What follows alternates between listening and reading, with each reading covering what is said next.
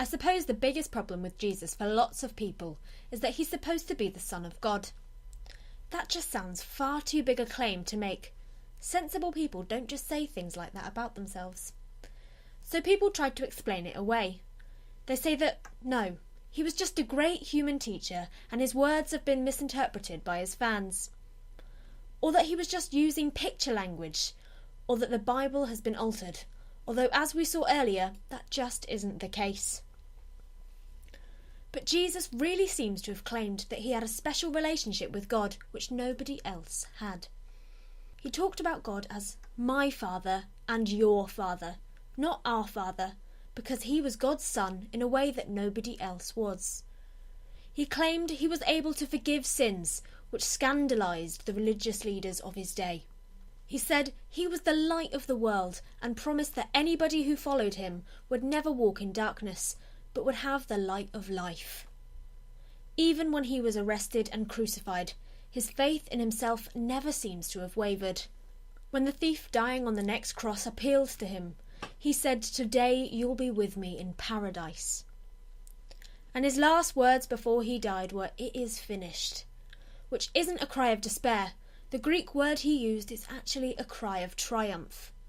It was as if he had done something absolutely massive just by dying, the sort of thing that only God could do. So what can you make of somebody like that? We'll look a bit further into this in our next session.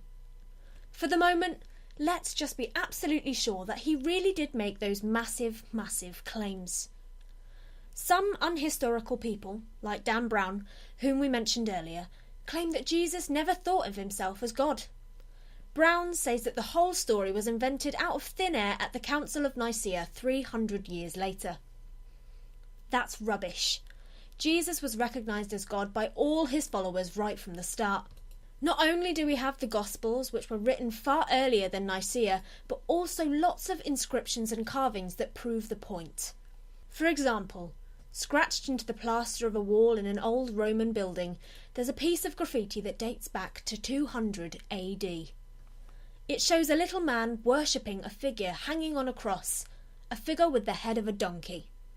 Underneath it says, "Alexamenos worships his god." What's this about? Clearly Alexamenos was a Christian slave who had told his workmates about the god he worshipped, and died on a cross.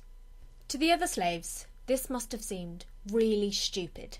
This god must be a real donkey to let humans kill him.